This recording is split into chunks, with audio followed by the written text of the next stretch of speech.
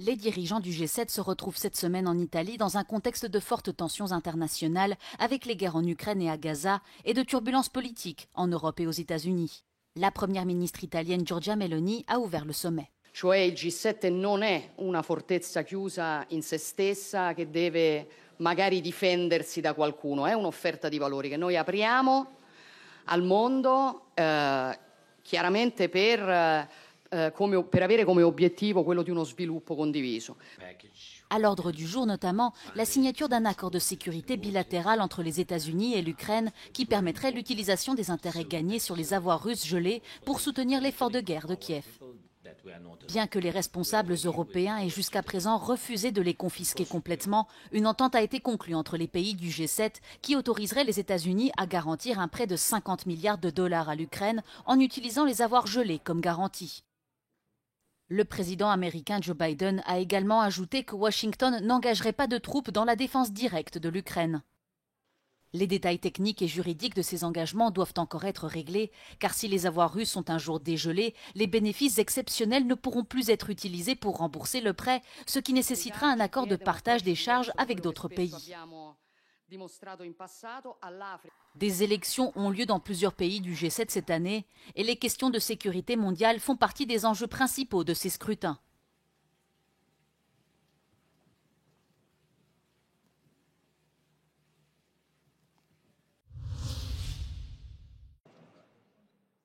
Dans la perspective du sommet de Washington qui se tiendra en juillet prochain, les ministres de la Défense de l'OTAN se sont réunis ce jeudi. L'objectif est de se mettre d'accord sur un nouveau plan d'aide pour la sécurité et la formation militaire de long terme pour l'Ukraine.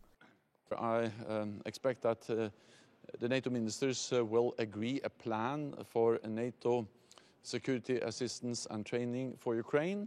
And we'll also discuss a long-term financial pledge that I expect Allied leaders will agree at the NATO summit in July. Les alliés occidentaux cherchent à renforcer leur soutien militaire alors que les troupes russes lancent des attaques le long de la ligne de front de plus de 1000 km, profitant d'un retard de l'aide américaine. Quant aux aides de l'Union européenne, elles ont également été retardées par des querelles politiques. Jens Stoltenberg a déclaré que les forces armées ukrainiennes avaient besoin d'une visibilité sur les armes et les munitions qu'elles peuvent obtenir. La Cour européenne de justice condamne la Hongrie à une lourde amende pour violation inédite exceptionnellement grave du droit de l'Union en matière de politique d'asile. Les juges fixent une somme forfaitaire de 200 millions d'euros et une astreinte d'1 million d'euros par jour de retard pour ne pas avoir exécuté un arrêt de 2020. La Cour avait estimé il y a 4 ans que les règles hongroises en matière d'asile étaient contraires au droit européen car elles limitaient l'accès à la protection internationale et que les autorités plaçaient les migrants en détention illégale. Les juges précisent que Budapest aurait dû tenir compte de cette décision. Or, selon un avocat spécialiste en droit international, le gouvernement hongrois a fait la sourde oreille. Unfortunately, the Hungarian government has decided to completely ignore it. What's more, actively working against it, establishing its domestic rules, which were completely against European Union legislation, and to add insult to injury, it has been constantly communicating about intentionally doing this. I think this is one of the reasons which gives its special profile to this case. La Commission européenne est en contact avec le gouvernement hongrois.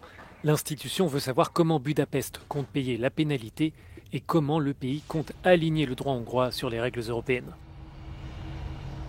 L'amende pourrait être retenue sur les fonds européens destinés à la Hongrie. And if the payment is still not made, then the Commission resorts to what we call the offsetting procedure, which in practice means that we deduct the amount concerned from an upcoming transfer towards the budget of towards the country concerned. Le gouvernement hongrois a réagi peu de temps après la décision des juges. Sur le réseau social X, le Premier ministre qualifie cet arrêt de scandaleux et inacceptable. Il semble que les migrants illégaux soient plus importants pour les bureaucrates de Bruxelles que leurs propres citoyens européens, écrit Viktor Orban. La Cour de justice de l'Union souligne que cette violation du droit européen est sans précédent.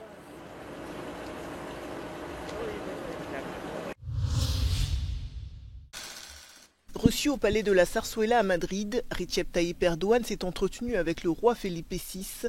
Le président turc est en visite dans le pays pour participer au 8e sommet intergouvernemental entre l'Espagne et la Turquie. Recep Tayyip Erdogan s'est également entretenu avec le Premier ministre espagnol Pedro Sánchez et l'a remercié pour ses prises de position sur la guerre en cours dans la bande de Gaza.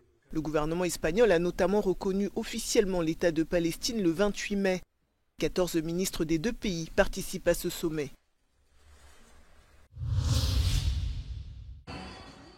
Les autorités chinoises critiquent l'Union européenne par rapport à l'augmentation des droits de douane sur les véhicules électriques. La Commission veut les faire passer de 10 à 38% pour les constructeurs automobiles chinois. C'est la conclusion de son enquête sur la chaîne de fabrication dans le pays qui a mis en évidence des subventions déloyales. Une mauvaise décision, dénonce Pékin.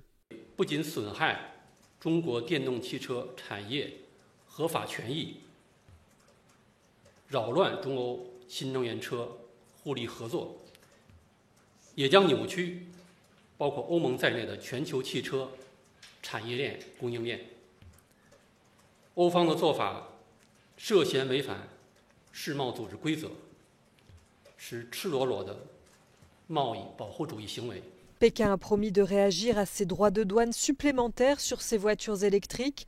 Cela inquiète les producteurs européens de cognac, de porc et de parfums.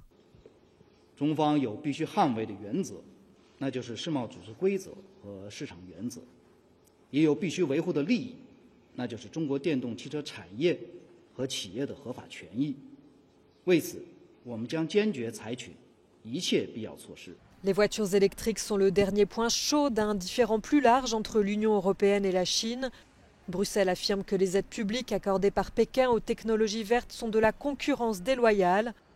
Avec ces nouveaux droits de douane, les mêmes règles s'appliquent à tout le monde. Ils devraient entrer en vigueur le mois prochain.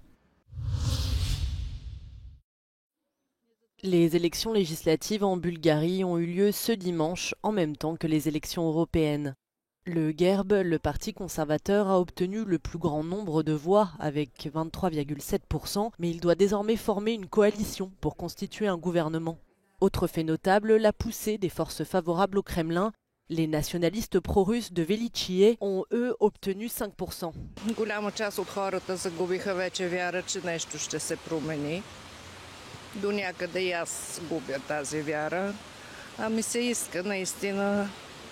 От вътрешна гледна точка мисля, че нищо няма да се промени. Едни и същи играчи, 30 години, 35. Дори Le Parlement étant extrêmement morcelé et les négociations s'annonçant compliquées, les analystes évoquent déjà le spectre d'un 7e vote à l'automne. Кажем, че избирателите се уморяват от това непрекъснато да бъдат призовавани на избори. Естествено, резултата вече е налице. Рекордно ниска избирателна активност и поява на, така бих казал, сериозни антисистемни заявки в партиите, присъстващи в следващия парламент. Dans ce pays, qui est le plus pauvre de l'Union européenne, le marasme actuel met en suspens les réformes et repousse l'adhésion à la zone euro. Подобно на Брекзит. Микротаргетиране. Не са важни всички, важни са конкретни хора, на които може да се повлияе. Цялата инвестиция, съвсем друг въпрос е откъде идва тя, се насочва към точно определени хора и резултатите видяхме в чужбина. Les deux scrutins concomitants, européens et législatifs, ont révélé un pays politiquement divisé et rongé par l'abstention. Scène chaotique à la Chambre des députés italienne. Une bagarre entre parlementaires a éclaté mercredi dans l'hémicycle à l'occasion d'un débat animé sur l'autonomie différenciée. Ce plan pour accorder plus d'autonomie aux régions proposé par le gouvernement de Giorgia Meloni a créé de fortes tensions entre députés, notamment après que Leonardo Dono du mouvement 5 étoiles a sorti un drapeau tricolore en signe de protestation et en guise de symbole d'unité nationale. Suite à ce geste jugé provocateur, plusieurs députés de la majorité sont intervenus, dont le député de la Ligue Igor Ietzi qui l'aurait frappé à la tête. Plus de 20 mois de calvaire qui prennent fin. L'ex-otage français en Iran, Louis Arnault, est arrivé au Bourget ce jeudi aux alentours de 9 h. Détenu par Téhéran depuis septembre 2022, Emmanuel Macron a annoncé la veille sa libération. Le trentenaire consultant avait entamé un tour du monde en juillet 2022 qu'il avait mené jusqu'en Iran. Il a été arrêté 2 mois plus tard avec d'autres Européens accusés d'avoir participé aux manifestations après la mort de Mahsa Amini. Louis Arnault a été condamné en novembre dernier à 5 ans de prison pour propagande et atteinte à la sécurité de l'État iranien. Le site de l'Acropole fermé à Athènes, les cours suspendus dans les écoles et des médecins appelés à se mobiliser dans la capitale. La Grèce fait face à sa première vague de chaleur de l'année. Les températures devraient atteindre 43 degrés ce jeudi dans certaines régions du pays, à cause de vents du sud apportant de l'air chaud d'Afrique du Nord. En juillet dernier, la Grèce avait été confrontée à la vague de chaleur la plus longue de son histoire. Elle avait été ravagée par les incendies. 175 000 hectares de forêts et de terres agricoles ont brûlé. Les autorités craignent un nouvel été éprouvant. La colline de l'Acropole, qui abrite l'un des sites archéologiques les plus célèbres au monde, a été fermée. Certains touristes critiquent le manque d'informations. No, we were not informed. We bought our tickets yesterday at the ticket box for the time slot between 12 and 1 hour today. But we could afford the tickets and there was no explanation that we would be closed today. La municipalité d'Athènes a décidé de prolonger les heures d'ouverture des centres communautaires où l'on peut trouver un peu de répit dans des espaces climatisés.